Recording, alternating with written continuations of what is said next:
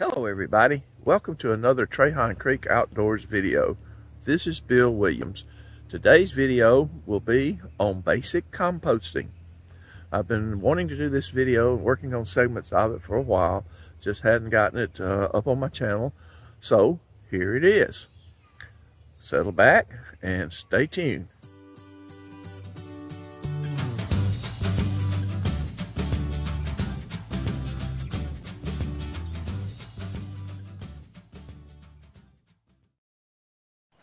I started this bed quite a number of years ago, and the soil here is absolutely pitiful. But that is not a deterrent. You just have to get to work on the soil. And that is what compost is all about. It is a soil improvement methodology. I'm going to dig into this row, which has been treated with compost year after year. Not huge amounts of compost, but still enough to see the effects. Let's see. If you can see here, the soil has got, here we have a nice friendly earthworm in it.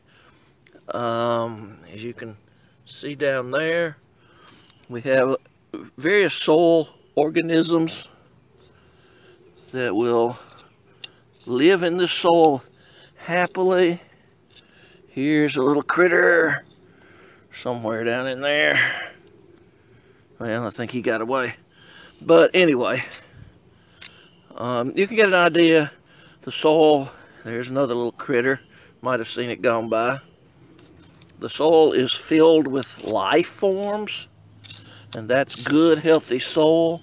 It's had some moisture in it recently, but very loose and workable. Very easy for plant roots to penetrate that. As you can see, some of the surface plant roots are penetrating it pretty well. But anyway, that's what this soil looks like now. One easy way to improve your garden area is to simply top dress your rows with organic compost. What you see here is about a 2-inch thick top dressing that is applied to a 30-foot row. It takes about 50 gallons to do that. Making large quantities of compost, however, isn't always easy. In more recent years, I have given up largely the row method for the raised bed method. I need much less compost. I can fill the entire raised bed with a growing mix of about 50 gallons worth of mix. About 20 gallons of which 20 to 25 gallons are actually compost. So I can do 2 raised beds for the same amount of compost material that I would have done for a 30-foot row, and I can grow just as many vegetables in it. So that's the way I do it now. What is composting, and why do you want to compost? We're going to be very brief on these subjects, because this is a how-to video, which assumes that you probably do want to compost. But for those who may be thinking, well, everybody wants to compost, that's not really true. There are a couple of groups that don't want to compost. One of those are ultra-conservatives who believe that the key to making America great again is to spend their personal income supporting American industries, and that would include those that produce compost or fertilizers. So if you're fitting that category, maybe the reason you don't compost is because you're trying to support American industries. I get that. The other group of people who might possibly not compost because of their ideology are the ultra-liberals. In that category, we have people who believe that the American farmer is the backbone of the country, and that the proper thing to do is support the small farmer. Let him raise the vegetables. There's no reason to be self-sufficient and raise your own food, they think. It all needs to be raised by the farmers. So they don't compost for that reason. They don't try to raise their own vegetables or support themselves with self-sufficient living. Okay, but for everybody else that's not in one of those two categories, then composting is for you. Yes, you. I would say, let's just get busy and learn how to do it, because it's going to be something you'll really enjoy, and you'll grow great vegetables as a result of it. Okay, so where do we go from here? We're going to start our compost pile, a brand new one. Here we go. We're starting our new compost pile right here, and it's going to just start on bare ground. We use kitchen waste as the bottom part to get it activated. It's good material for activation. And then you want greens to go in them. And that doesn't mean the greens you eat. It is things like this wheatgrass that I have growing right here. That's green material, very nice. When you mow over it, you cut it and chop it, and it becomes, bag it, and then you can pour it in your compost pile, and it becomes your green material along with your kitchen waste. There's other things that make up greens or classified as greens, and other things classified as browns.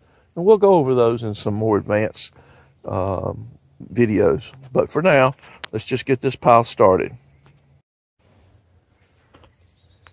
All right, what we're going to do here is cut up the kitchen waste. I just dumped it on the ground.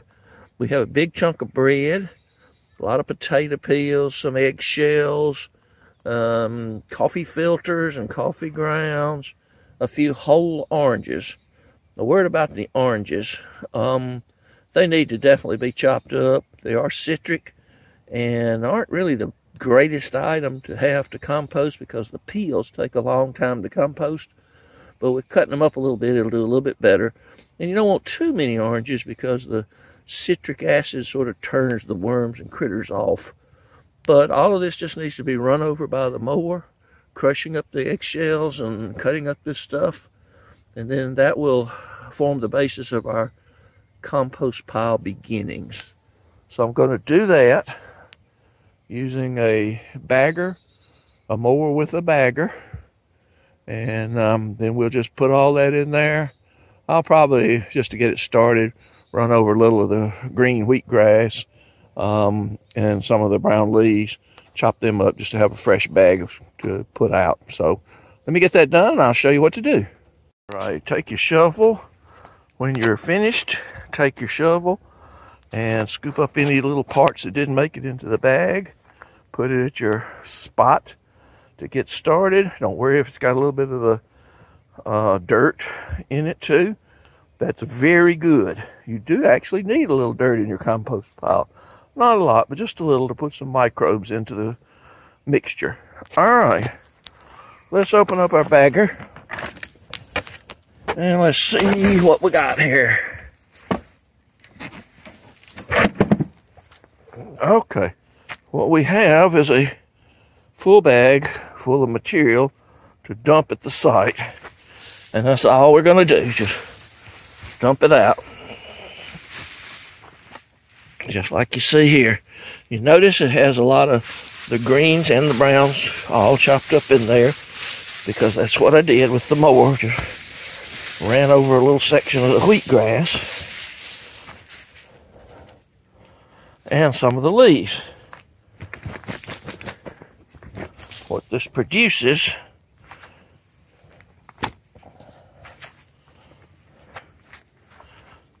that's what I did. I ran over the wheatgrass and some of the leaves. So down on the bottom we have the kitchen waste, and then we have the green and brown mixture on top. And that's all we need to get started. Compost must have two other things to work. It must have moisture and it must have air in addition to the greens and the browns, which are the nitrogens and the carbons. So we've given it all the basic ingredients. What about water? Well, for today, I'm not bringing any water to this location and watering the pile because we've got a little rain front moving in tonight and tomorrow that should amply water it. And therefore, it'll probably actually make it a little too wet. But there's nothing we can do about natural rainfall, really. It's not worth worrying about.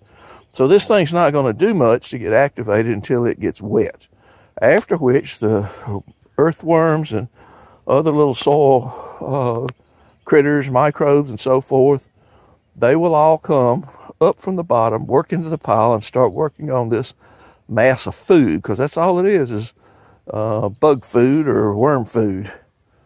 I am going to put some more on it from our working pile. I'm just going to shovel that over the top. When I'm finished with it, I'll let you see what that looks like, and that's where we'll leave it until the rain hits it. Now that I've finished, I'll let you see what the working pile looks like. As you can see right down in there, we have some pretty dark, rich looking soil. That's your compost. We've got a good bit of it in that working pile, and so I'm kind of working around the fringes to not dig into the compost itself, but to just use the uncomposted top layers and bring over here to our working pile. Back to our working pile. You can see how much bigger I've made it. It's probably about 3 foot across at the base, probably about 2 foot high. That's about a third the size of what this pile needs to be. But as I say, we don't want to just build it completely dry. We want to get some moisture in it and let it settle down some before we add more to it. We will add more to it over the next 2 or 3 days, weather permitting, build it on up bigger, and keep adding kitchen waste as we get them, or other nitrogen such as green grass clippings. Don't put weeds in your compost pile if you can keep from it. Just use garden vegetable waste, actual grass and not weedy grass, or any other green material. And as I say, the kitchen waste is good too. Coffee grounds are really good, tea grounds, any of those things. So we're going to leave it for this evening with the working pile, the big pile in the background of storage carbon material, the new pile right here, and our finished pile of compost right here. Maybe you can see that fairly well. I'll walk around it so you can get a better idea of what it's going to be to put in your raised beds or your rows. This works really, really good though in raised beds, and that's what I recommend. So I'll keep you going as this project progresses with another video later on. That's it for now. Thanks for watching.